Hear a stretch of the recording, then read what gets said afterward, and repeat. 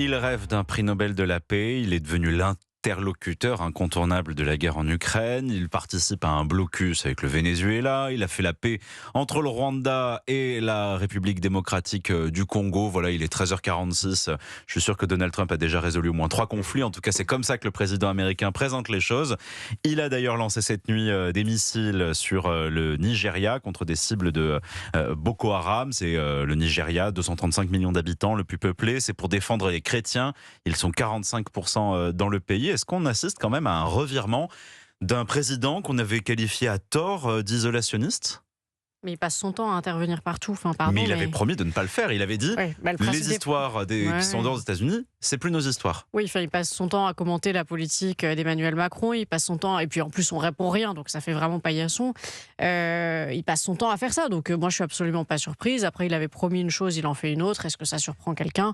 Absolument pas. Sur la pertinence de l'intervention, là je vous avoue que j'ai pas les connaissances suffisantes pour en juger. Ce qui est intéressant, c'est que effectivement il est protectionniste sur le plan économique en particulier, mais on voit qu'effectivement il est à rebours total d'Obama et de Biden, qui eux étaient authentiquement des Américains pour qui la mort d'un soldat américain sur un sol étranger était injustifiable ou difficile à justifier.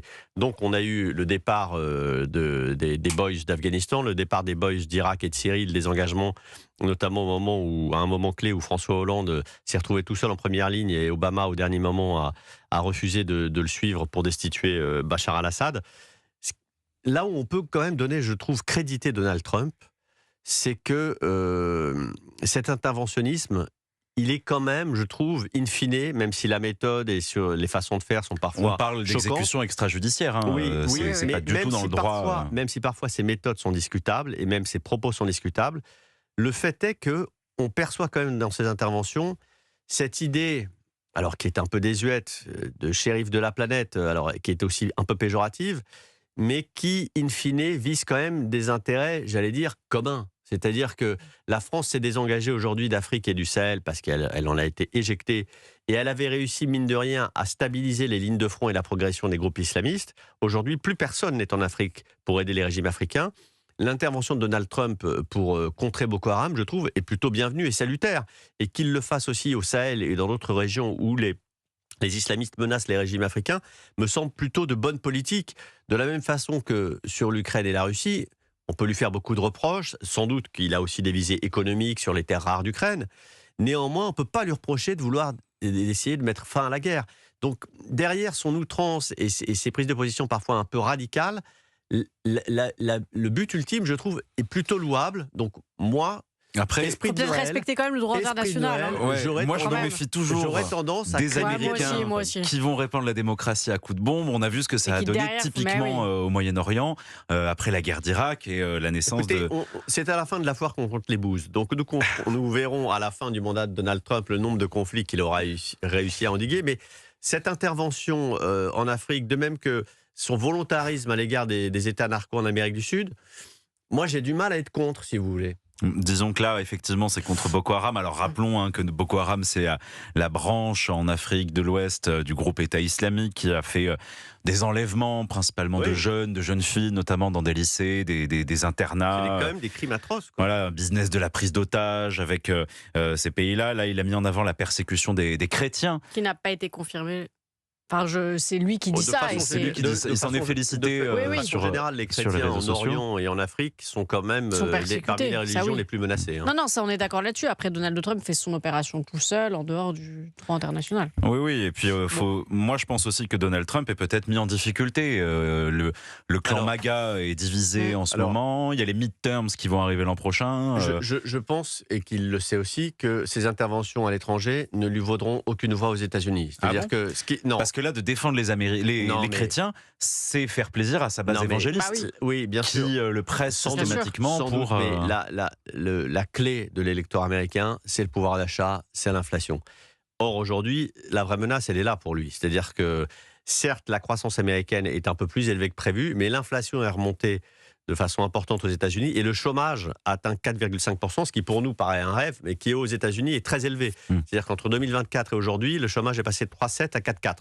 C'est très important pour les Américains et c'est à l'aune de ces résultats économiques-là que vont se jouer les midterms, beaucoup plus que sur la lutte pour défendre les Non, chrétiens. mais disons qu'au contre lendemain Boko des Haram. révélations des fichiers Epstein, essayer doute. de rassurer sa base, c'est quand même des Sans doute. dizaines de millions Sans d'électeurs. doute, vous avez raison, il y a sans Ça- doute un Oui. contre-feu aussi. Ça peut compter La un peu. concomitance des événements fait que ça peut l'arranger aussi. Disons que Donald Trump est parfois un peu brouillon, désordonné, il va être un Parfois, peu oui. opportuniste.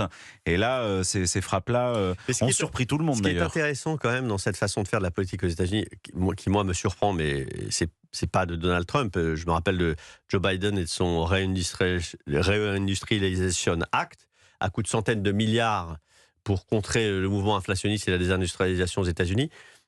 Ils ont une capacité d'action qui est immédiate. C'est-à-dire qu'ils décident une mesure économique, ils décident une mesure militaire. Ce que vous voulez, c'est fait dans l'heure. En Europe et en France, on est quand même saisi par la procrastination, l'inertie, la lenteur de nos prises de décision, qu'elles soient politiques ou stratégiques. Et on en souffre énormément. C'est quand même un mal dont on souffre, nous, énormément, Français et Européens. De ce point de vue-là, moi, je suis assez admiratif de la souplesse américaine et de son agilité. C'est ça aussi un vrai pouvoir. C'est un pouvoir qui est capable de faire ce qu'il dit dans l'heure ou dans les jours qui viennent après sa prise de décision. De ce point de vue-là, Donald Trump est assez spectaculaire. Et ça donne le sentiment d'une force que nous n'avons pas. Pour la réindustrialisation, en tout cas, on sait qu'ils ont certaines difficultés. Je suivais avant-hier un article du New York Times qui racontait les difficultés pour installer une usine de fabrication de semi-conducteurs Voir en les résultats Arizona. après. Hein. Et en fait, ils avaient donc c'est un énorme complexe qui va faire travailler des dizaines de milliers de personnes, etc. Et dont Donald Trump s'est targué de pouvoir avoir ramené cet investisseur taïwanais qui a investi dans cet état-là, mais qui a dû accepter un certain nombre de conditions, comme notamment le fait, parce que c'est de l'industrie de pointe, d'embaucher que des travailleurs taïwanais qui sont les seuls à être capables et à maîtriser en tout cas le savoir-faire pour faire ces choses-là, et qui provoquent beaucoup de remous justement dans l'État où la promesse d'emploi à l'issue de cette réindustrialisation n'est pas tenue. Peut-être qu'on peut d'ailleurs juste écouter Donald Trump qui évoquait non pas la situation de l'emploi il y a quelque temps, mais sa situation internationale. Ça pourrait être beaucoup de choses. J'envisage beaucoup de choses. Il tue un nombre record de chrétiens au Nigeria. Et il y a d'autres pays très mauvais, vous le savez. Cette partie du monde est très mauvaise. Il tue les chrétiens et il les tue en très grand nombre. Nous n'allons pas laisser ça se produire. Bon voilà, la décision de Donald Trump, donc prise cette nuit, c'était les menaces qu'il avait proférées, qu'il a mis donc à exécution en coordination. On parle d'exécution extrajudiciaire, puisque eh bien, il n'y a pas eu de procédures qui ont été lancées, etc. Mais ça a été fait en coordination avec les autorités du Nigeria, qui souhaitaient également mettre un terme aux exactions de Boko Haram. Bon, en tout cas, moi j'ai le sentiment qu'on assiste à un retour de la doctrine Monroe. J'aimerais